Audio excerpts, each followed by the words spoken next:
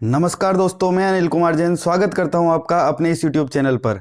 देखिए दोस्तों, अभी थोड़ी देर पहले यानी कि ये 6:04 पे मेरे पास मेल आया है। कहाँ से आया है? ये आया है senior DFM office NWR Jodhpur से मेल आया है। इसमें मेरे को अपॉइंटमेंट लेटर इन्होंने सेंड किया है। देखो इसमें क्या है, अंदर देख लेते हैं। तो देखिए दोस्तों, इसमें इन्होंने सबसे पहले ये अपॉइंटमेंट लेटर भेजा है और ये अनेक्सर फर्स्ट और अनेक्सर सेकंड भेजे हैं। तो देखो अपॉइंटमेंट लेटर खोल के दिखा देता हूँ इसमें क्या क्या है। तो देखिए दोस्तों, अपॉइंटमेंट लेटर में इन्होंने क्या भेजा है। देखो ये उत्तर पश्चिमी रेलवे जोधपुर से आया है। इसमें मेरा नाम लिखा हुआ है अनिल कुमार जैन। ठीक है, ये 23 जनवरी को इन्होंने जारी कर दिया था। आज इन्होंने मेरे को मेल भेजा है। इसमें लिखा हुआ है नियुक्ति बुलावा पत्र। ठीक है, तो इसमें देखो आगे क्या है।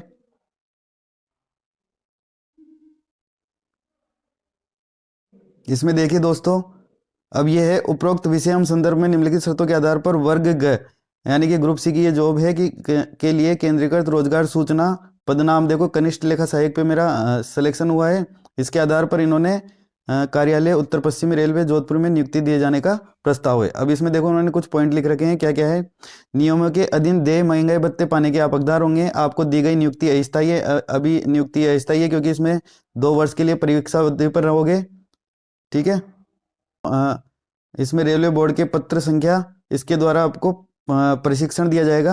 अब प्रशिक्षण के लिए इन्होंने क्या बताया है। मुख्यालय द्वारा निर्धारित अवधि के लिए सैद्धांतिक लेखा विभाग के सभी अनुभागों में अपनाई जाने वाली प्रक्रिया का अध्ययन, इसमें प्रयोग में आने वाले फॉर्मों का आदि का अध्ययन, उनके प्रयोजन और उनको भरने के तरीकों का अध्ययन शामिल होगा। ये प्रशिक्षण में करवाया जाएगा।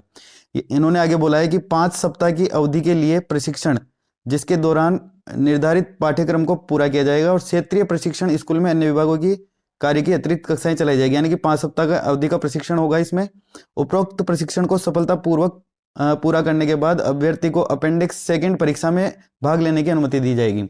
यानी कि जो ये हमारी ट्रेनिंग होगी 5 सप्ताह की, उसको कंप्लीट करने के बाद ये एक पेपर लगेगा अपेंडिक्स सेकंड का। उसमें उस एग्जाम में हम भाग ले सकते हैं। ठीक है, उसके बाद देखो इसमें क्या है। इसके बाद और इन्होंने लिखा है कि परिवीक्षा अवधि पूरी करने के बाद प्रथम अपेंडिक्स 2 परीक्षा जो प्रशिक्षण अवधि के समाप्त होने के पश्चात होगी, भाग लेना होगा। इसमें भाग लेना अनिवार्य होता है। जैसे ट्रेनिंग कंप्लीट हो जाएगी उसके बाद ये अपेंडिक्स सेकंड एग्जाम देना अनिवार्य होगा। इसमें आने से यानी कि सेवा में आने से 3 वर्षों के भीतर अपेंडिक्स 2 परीक्षा में भाग लेने के लिए अधिकतम 2 अवसर अनुमति किए जाएंगे। देखो इसमें ये बोल रहा है कि 3 वर्ष के अंदर अंदर 2 बार एग्जाम दे सकते हैं अधिकतम, उसमें इसको पास करना होगा। अगर 3 वर्षों की अवधि के दौरान 2 अवसरों में उत्तीर्ण करने में असफल होते हैं तो अभ्यर्थी को सेवा मुक्त कर दिया जाएगा। तो ये दोस्तों लगभग इसमें पास हो ही जाते हैं, पहली बार में पास हो जाते हैं। इतना कोई हार्ड एग्जाम नहीं होता है। तो ठीक है, इसमें आगे देखो ये बोला है कि नियमों के अधीन स्वीकार्य भत्ते वगैरह दिए जाएंगे, वेतन भत्ते। रेलवे द्वारा समय समय पर संशोधित नियमों कानूनों का पालना करना होगा। आपको सौंपी गई सरकारी रकम या माल व स्टोर व अन्य प्रॉपर्टी के चार्ज संभालने के लिए आपको जिम्मेदार ठहराया जाएगा। इसके बाद देखो आगे क्या है। इस नियुक्ति के कारण रेलवे प्रशासन की किराए या बिना किराए पर रेलवे क्वार्टर देने की कोई जिम्मेदारी नहीं है। इसका मतलब अगर रेलवे क्वार्टर अगर होगा खाली होगा तो रेलवे क्वार्टर आप ले सकते हो, नहीं तो HRA लेके आप बाहर रह सकते हो। इसके बाद इन्होंने बोला यह नियुक्ति भारत सरकार के लिए इस शर्त पर है कि आपकी ड्यूटी पर रिपोर्ट करने से पूर्व आपको राष्ट्र एवं संविधान प्रति निष्ठा की शपथ लेनी होगी। आपकी नियुक्ति इस शर्त के साथ है कि आपको यह घोषणा 50 रुपये के स्टाम्प पेपर पर देना होगा कि आपके एक से अधिक जीवित पत्नी या पति नहीं है। आपकी नियुक्ति के पश्चात यदि ये पाया जाता है तो जानबूझकर गलत घोषणा पत्र दिया है तो उसके आधार पर आपको बर्खास्त किया जा सकता है। यानी कि आपकी अभी या तो शादी हो रखी है तो पत्नी या पति एक ही होना चाहिए। अगर उससे ज़्यादा अगर मिलता है तो आपको सेवा से बर्खास्त किया जा सकता है। आपकी सही जन्म तिथि की तस्दीक करने के लिए 10वीं की मार्कशीट चाहिए। इसमें देखो अगर जन्म तारीख वगैरह के लिए और सत्यापित 2 छाया प्रति साथ में लाने के लिए इन्होंने बोला है। आगे देखो इसमें क्या है। आगे बोल रहा है कि आप रेल मंत्रालय द्वारा लागू किए गए वर्तमान पेंशन नियम से शासित होंगे। यानी कि जो अभी है इसमें रेल मंत्रालय में NPS चल रही है तो इस NPS के अकॉर्डिंग ही आपको पेंशन दी जाएगी। आपको अपनी मर्जी से नौकरी छोड़ने का कोई हक नहीं होगा और ये प्रशासन को अधिकार होगा कि 1 महीने के नोटिस पर आपका त्यागपत्र स्वीकार करे या नहीं। यदि आप कोई नौकरी, इस नौकरी को छोड़ना चाहते हैं तो ये 1 महीने के नोटिस पर आपको हो सकता है कि त्यागपत्र को स्वीकार भी करें या नहीं करें। आपकी नियुक्ति इस शर्त पर है कि आपको यह घोषणा करनी होगी कि रेलवे में आने के साथ आप और कहीं नौकरी नहीं कर रहे हैं। यानी कि यदि आप कोई नौकरी कर रहे हैं तो वो आपको छोड़ के आनी पड़ेगी। अगर नौकरी कर रहे हैं तो इन्होंने लिखा है कि अपने विभाग से अनापत्ति प्रमाण पत्र यानी कि एनओसी लेकर आनी पड़ेगी साथ में। ठीक है, यदि आप भूतपूर्व सैनिक है तो संबंधित विभाग से अभ्यर्थियों को जारी मूल डिस्चार्ज प्रमाण पत्र साथ में लाना होगा। आपकी सेवाएं किसी भी प्रकार की अनुशासनहीनता, दुराचार आदि के लिए 14 दिन के पूर्व नोटिस के बिना भी समाप्त की जा सकती है। यानी कि अगर कोई अनुशासनहीनता या फिर कोई दुराचार करते हो तो आपको नोटिस के बिना भी आपकी सेवा बर्खास्त की जा सकती है। उपयुक्त पद पर नियुक्ति किए गए प्रत्येक व्यक्ति की आवश्यकता पड़ने पर मिलिट्री सेवा के लिए प्रादेशिक सेवा के रेलवे इंजीनियरिंग में प्रादेशिक सेवा 7 वर्ष के लिए और प्रादेशिक सेवा रिजर्व में इस विषय में समय समय पर निर्धारित की गई अवधि के लिए जाना होगा। आगे देखो इसमें क्या है। यदि आप अनुसूचित जाति, अनुसूचित जनजाति, ओबीसी, आर्थिक रूप से कमजोर वर्ग के समुदाय के हैं तो मूल जाति प्रमाण पत्र भी साथ लाओ। यानी कि अपनी कैटेगरी का SC ST या जिसमें भी आप हो कि उसका 2-6 प्रति साथ में लेके जानी है। कृपया संलग्न फॉर्म अपने साथ भर कर लाएं। इन्होंने जो एनेक्सर 1 और 2 जारी किए हैं उनको भी भर के लेके जाना है। 2 राजपत्रित अधिकारी द्वारा चाल चलन का प्रमाण पत्र, इसका मतलब चरित्र प्रमाण पत्र लेके जाना है।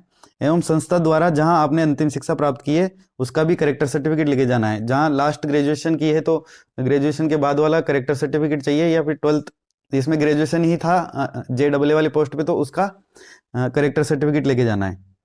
ठीक है, उसके बाद देखो इसमें क्या है।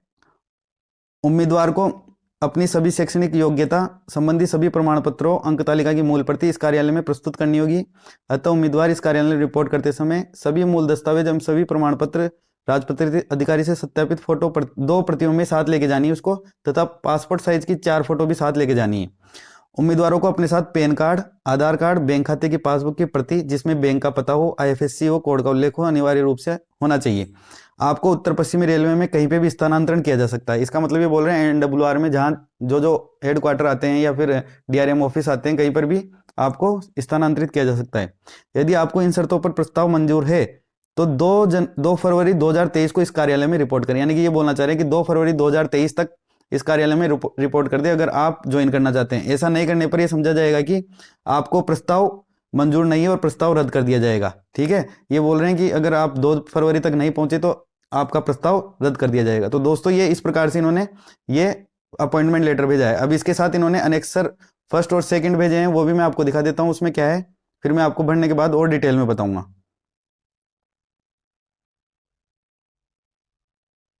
देखिए दोस्तों, ये अनेक्सर 1 है। इसमें इन्होंने ये अटेस्टेशन फॉर्म दिया हुआ है। अभी इसमें फोटो वगैरह चिपकानी है, ये मैं आपको और बाद में बता दूंगा। आगे देखो ये सारी चीजें डिटेल वगैरह भरनी होगी इसमें।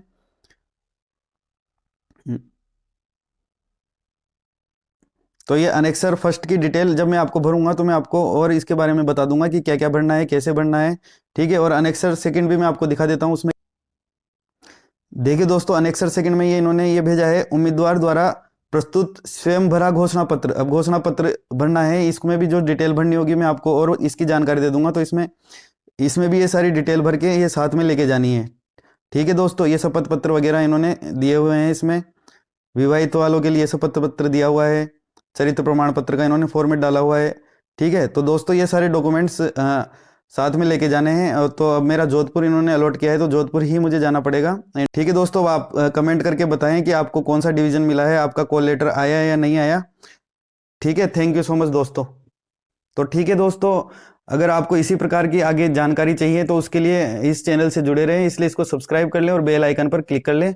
ठीक है, थैंक यू सो मच दोस्तों।